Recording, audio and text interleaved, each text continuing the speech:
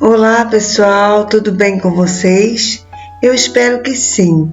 Pela graça de Cristo Jesus, nós estamos vivos. E se estamos vivos, há projetos de Deus para a nossa vida. A nossa leitura de hoje será no livro de Josué, capítulos 4, 5 e 6. Vamos à leitura então? Josué, capítulo 4.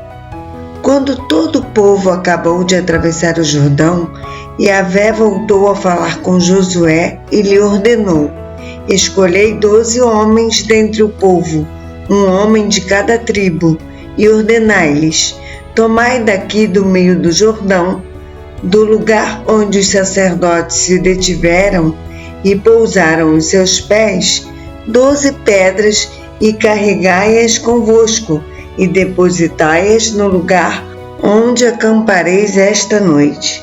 Josué convocou os 12 homens que escolhera dentre os filhos de Israel, um representante de cada tribo, e lhes ordenou: passai adiante da arca de Yahvé vosso Deus, até o meio do Jordão, e cada um levante sobre o ombro uma pedra, de acordo com o número de tribos dos israelitas, para que seja um sinal no meio de vós.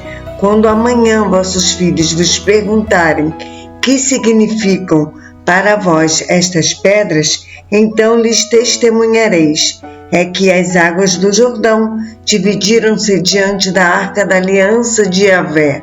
À sua passagem, cindiram-se as águas do Jordão. Estas pedras serão para sempre um memorial para os filhos de Israel. E os israelitas fizeram tudo como Josué ordenara. Tomaram 12 pedras do meio do Jordão, segundo o número das tribos dos filhos de Israel, como Yahvé havia orientado a Josué, e as transportaram ao acampamento, e ali as depositaram. E Josué erigiu também 12 pedras no meio do Jordão, exatamente no lugar onde os sacerdotes que transportavam a arca da aliança firmaram seus pés, e elas continuam lá até os dias de hoje. Os sacerdotes que carregavam a arca permaneceram em pé no meio do Jordão, até que se cumpriu tudo o que o Senhor havia ordenado a Josué dizer ao povo, segundo tudo quanto Moisés havia orientado a Josué. E o povo apressou-se a atravessar. Quando todo o povo terminou a travessia, a arca de Yahvé e os sacerdotes passaram à frente do povo. Os homens das tribos de Ruben, de Gade e da metade da tribo de Manassés atravessaram preparados para a guerra, à frente dos israelitas, tudo de acordo com o que Moisés havia deixado orientado. Cerca de 40.000 homens, preparados para as batalhas, marcharam diante do Senhor, rumo à planície de Jericó. Naquele dia o Senhor enalteceu Josué à vista de todo o povo de Israel, e eles o respeitaram durante toda a sua vida, como tinham respeitado Moisés. Então Yahvé falou a Josué: ordena aos sacerdotes que transportam a arca do testemunho, as tábuas da aliança, que podem se retirar do Jordão. E prontamente Josué lhes ordenou que também saíssem de lá. Assim que os sacerdotes que carregavam a arca da aliança do Senhor deixaram o Jordão, no exato momento em que seus pés tocaram o solo seco da nova terra, as águas do Jordão foram liberadas e retornaram ao seu curso normal, cobrindo, como antes, as margens de ambos os lados do rio.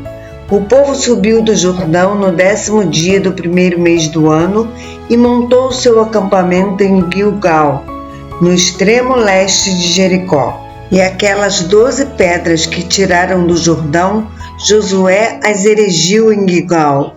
Orientou ele aos israelitas: quando no futuro vossos filhos indagarem a seus pais que significam estas pedras, explicareis a vossos filhos: Israel atravessou este Jordão em terra seca, pois Yahvé, vosso Deus, fez secar as águas do Jordão diante de vós, até que passasseis, assim como o Senhor vosso Deus havia feito com o Mar Vermelho, quando o secou diante de nós, até que o atravessássemos, para que saibam todos os povos da terra quão poderosa é a mão de Yahvé, vosso Deus, e para que temais ao Senhor, vosso Deus, para sempre.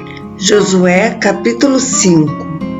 Aconteceu que todos os reis amorreus que habitavam a oeste do Jordão e todos os reis cananeus que viviam ao longo do litoral do mar Mediterrâneo foram informados de como Yahvé tinha secado o Jordão diante dos filhos de Israel até que tivessem passado, e ficaram apavorados e sem coragem para enfrentar os israelitas. Naquela ocasião, Yahvé falou a Josué: faze facas de pedra e circuncida os filhos de Israel. Josué lapidou então facas de pedra e circuncidou os filhos de Israel no local que passou a ser conhecido como Colina dos Prepúcios.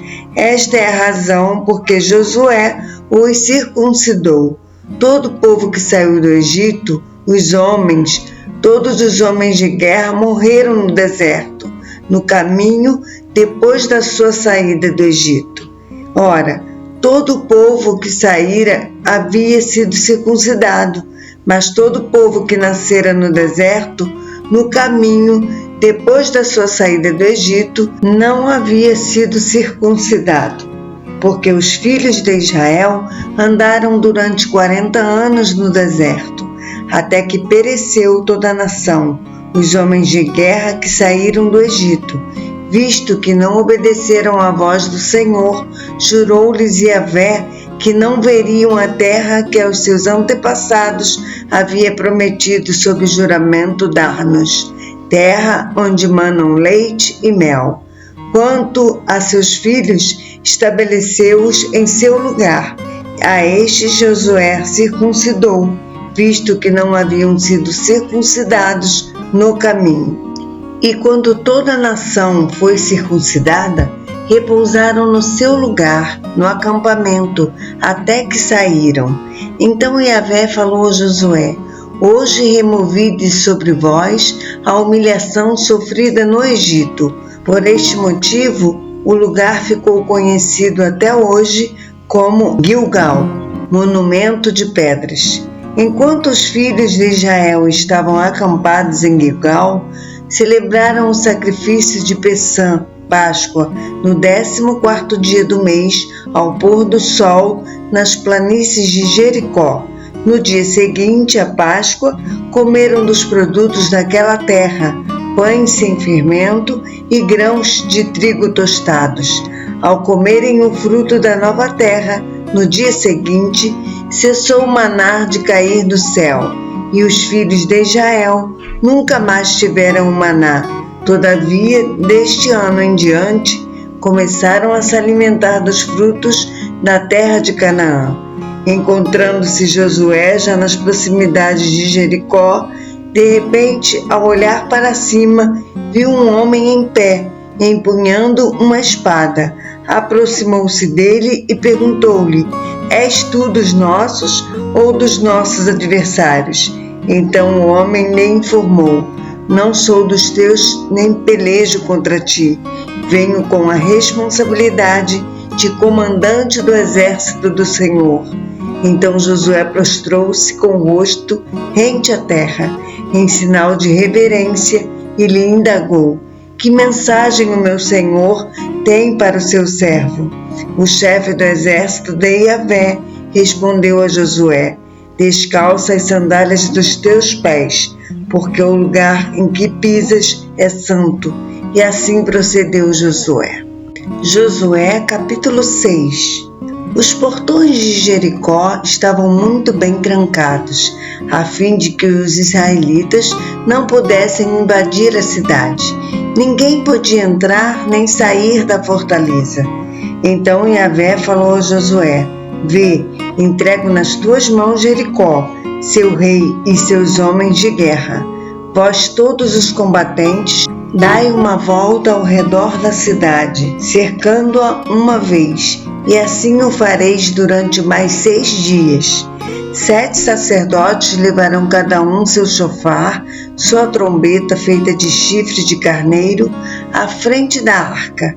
No 7º dia, marcharão todos 7 vezes ao redor da cidade, e os sacerdotes tocarão as trombetas. Então, quando as trombetas soarem um longo toque, todo o povo bradará um forte grito de guerra, e as muralhas da cidade ruirão, e o povo atacará, cada um do lugar onde estiver posicionado. Josué, filho de Num, convocou os sacerdotes e lhes ordenou: tomai a arca da aliança, e 7 sacerdotes tomem 7 chofares, trombetas, e sigam à frente da arca de Javé. Em seguida, ordenou ao povo: avançai, marchai ao redor da cidade. Os soldados armados irão à frente da arca de Javé.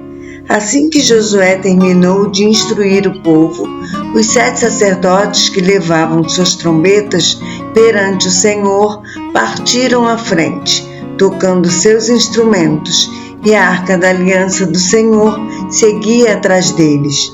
Os guerreiros iam na frente dos sacerdotes que tocavam as trombetas, e o restante dos soldados marchavam na retaguarda da arca. Durante todo esse tempo, soavam os chofares. Contudo, Josué havia instruído do seguinte modo: não bradeis, nem façais ouvir a vossa voz, e não saia da vossa boca palavra alguma até o dia em que eu vos der a ordem. Gritai, então bradareis. Assim, a arca de Yahvé rodeou a cidade, contornando-a uma vez, e depois voltaram ao acampamento onde passaram a noite. Josué levantou-se muito cedo, e os sacerdotes tomaram a arca do Senhor. Os 7 sacerdotes, munidos de 7 trombetas e marchando na frente da arca, tocavam seus instrumentos durante a marcha.